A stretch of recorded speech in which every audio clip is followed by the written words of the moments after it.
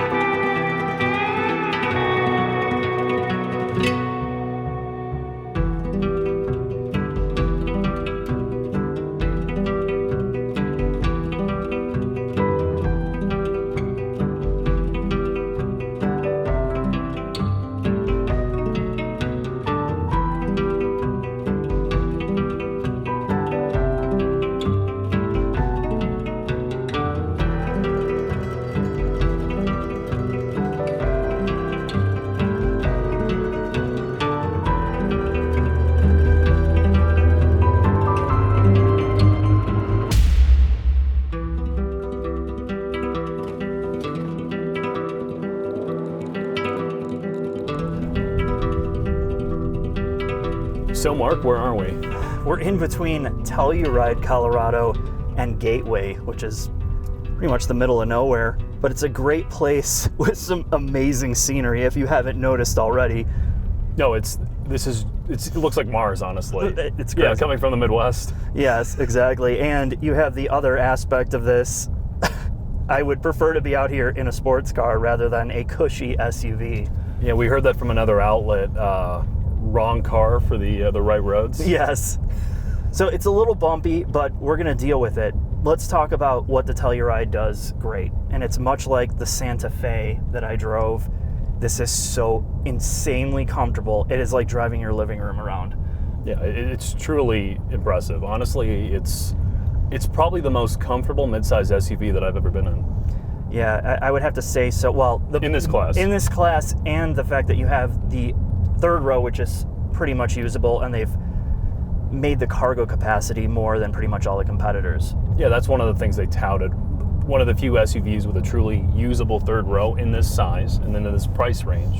You know, I think the main thing that people are going to like about this, it's not trying to be good at all things. Like, it's really good at its ride comfort, its quality on the interior space.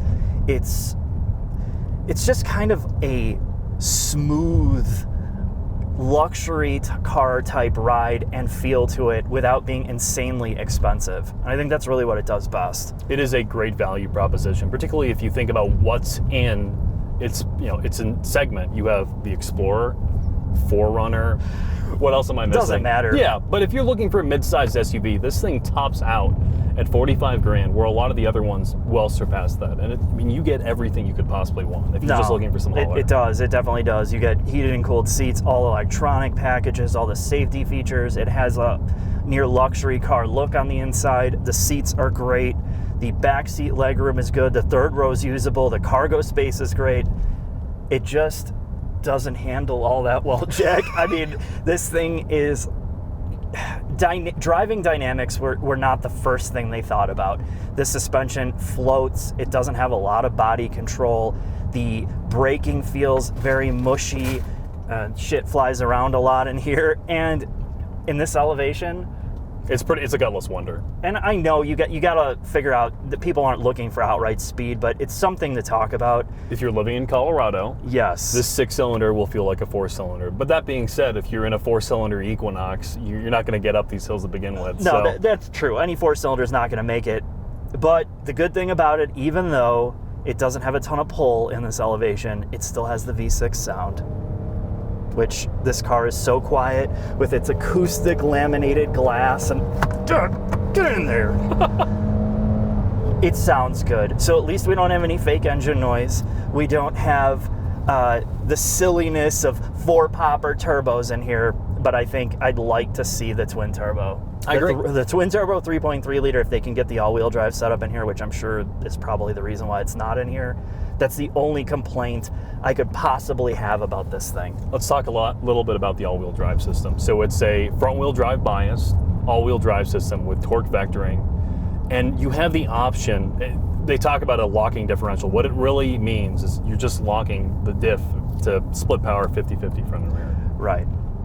And you don't drive with lock, you don't drive in lock mode all the time because you're wasting fuel efficiency, and the system isn't designed to drive in 50-50 split all the time.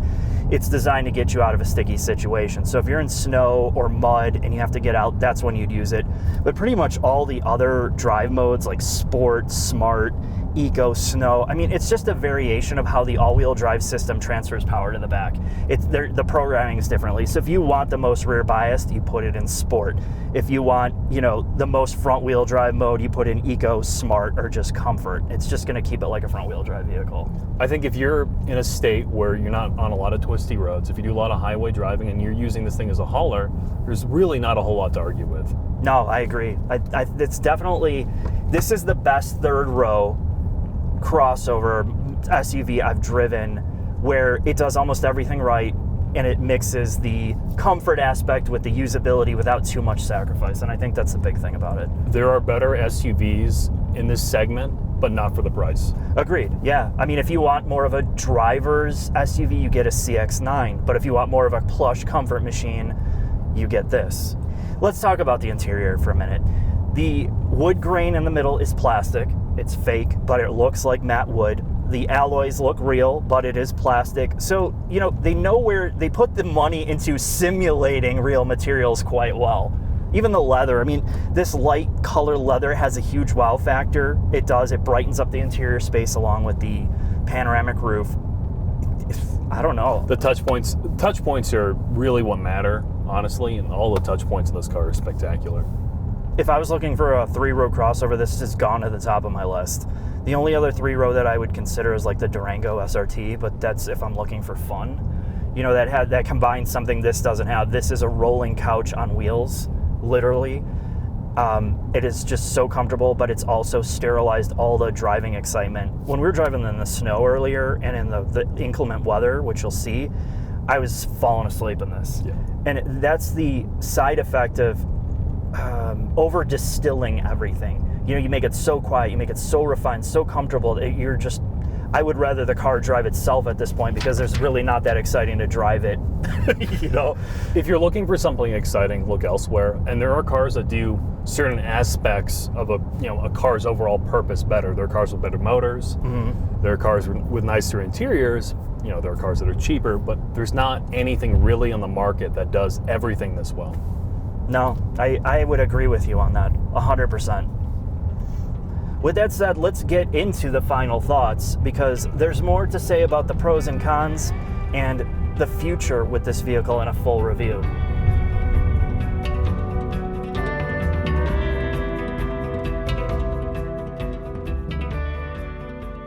All right, let's do it.